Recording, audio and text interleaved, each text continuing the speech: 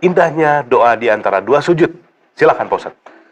Terima kasih Mas Bobi. Sama-sama Pak Ustadz. Bismillahirrahmanirrahim. Assalamualaikum warahmatullahi wabarakatuh. Waalaikumsalam warahmatullahi Amin ya rabbal alamin. Alhamdulillah. Pemirsa yang dirahmati oleh Allah, mudah-mudahan di pagi hari ini kita senantiasa diberi kesehatan dan juga hidayah oleh Allah. Amin ya rabbal alamin. Tema kita bagus, indahnya doa di antara dua sujud. Seseorang yang sholat pasti doanya itu sudah sangat hafal. Rabbi firli warhamni wajbuni warfani warzuqni wahdini wa'afini wa'fu'ani. Jadi dari awal dimulai dari maafkan saya, ampuni saya, sejahterakan saya dengan doa yang sangat bagus. Saya hanya mengingatkan dengan satu kalimat doa dalam duduk di antara dua sujud. Wa'afini. Berikanlah kesehatan pada saya. Sehatkan saya ya Allah. Itu doanya seperti itu. Yang harus kita renungkan adalah setiap saat kita sebagai seorang muslim doa itu terucap. Kadang sampai menangis karena apa? Pada saat orang yang berdoa itu, orang tersebut ada yang sakit kanker. Ada yang sakit stroke, ada yang belum sakit, ada yang sakit yang lain-lain yang banyak sekali. Tapi doa itu belum tentu bisa langsung dikabulkan oleh Allah Ta'ala. Bahkan sampai meninggalnya pun, doa itu belum bisa dikabulkan oleh Allah Ta'ala. Jadi bagaimana? Apakah Allah itu tidak mengabulkan doa? Belum tentu. Tapi yang dilihat, kesakitan seseorang, sakitnya seseorang itu insya Allah diawali dari perbuatan orang itu sendiri.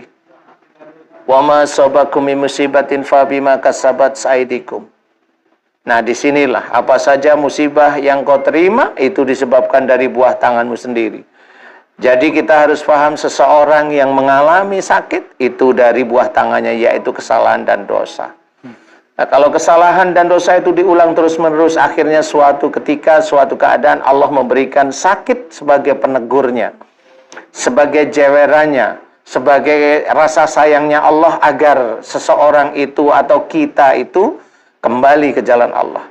Tapi di antara kita banyak yang tidak mau mengakui bahwa ayat itu ditolak oleh banyak saudara-saudara kita, barangkali termasuk kita.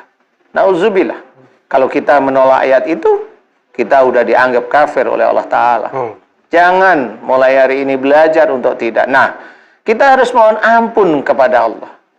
Dari Zoom yang tadi diceritakan bahwa beliau, Ibu Siti tadi, memahami apa kesalahan, apa kekeliruan. Saya belum mendoakan. Saya hanya memberikan, bertanya kepada beliau, maukah mulai hari ini kalau ada persoalan cari solusi, kalau nggak ketemu serahkan sama Allah. Itu cerdas di hadapan Allah Ta'ala. Karena otak kita terbatas. Jangan merasa kita pandai sehingga gontok-gontokan berantem dengan istri, dengan suami, itu juga dilarang oleh Allah Ta'ala. Jangan juga berantem itu adalah bumbu dalam rumah tangga, bumbu neraka ya. Bumbu dalam rumah tangga nggak ada. Nah, itu kuncinya harus difahami. Nah,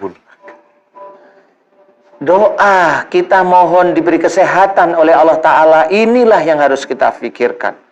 Sampai meninggalnya, kadang sakit terus-menerus, nanti diberi kesembuhan sebentar oleh Allah Ta'ala, besok berapa bulan, berapa tahun, lagi sakit lagi, berapa bulan sakit, seperti itu lagi. Nah, inilah kita harus faham bahwa doa ini belum tentu langsung dikabulkan oleh Allah Ta'ala. Nah, ini yang harus kita ketahui. Ayolah kita kembali ke jalan Allah. Bahwa sakit ini dari perbuatan dosa kita. Jangan kita merasa hebat tidak punya dosa. Sehingga selalu kita itu menyalahkan orang lain. Atau bahkan, kalau kita sakit, bukannya kita senang. Katanya dosanya itu senantiasa digugurkan. Tetapi lucunya, kalau kita sakit, ke rumah sakit. Itulah yang harus kita pikirkan. Kenapa harus ke rumah sakit? Padahal katanya digugurkan dosanya. Terimalah sakit itu. Sampai kapan? Wallahu a'lam, saya tidak tahu. Kalau kita tidak ingin dikatakan munafik sama Allah, terimalah sakit. Mau kanker kek, mau ginjal kek, nggak usah ke rumah sakit. Nggak usah beli obat, nggak usah mohon ampun tentang itu. Baru paham nanti. Ayolah kita kembali jalan Allah. Ayo, ayo. Sebelum nanti itu yaumul kiamah datang, nggak taunya kita memang dianggap salah oleh Allah Ta'ala. Karena memang apa? Kita terlalu pandai menyimpulkan sendiri. Mudah-mudahan ini bisa menjadi manfaat khususnya bagi diri saya sendiri. Kalau ada salah kata, saya meminta maaf. Wallahu a'lam. Allah. Subhanallah.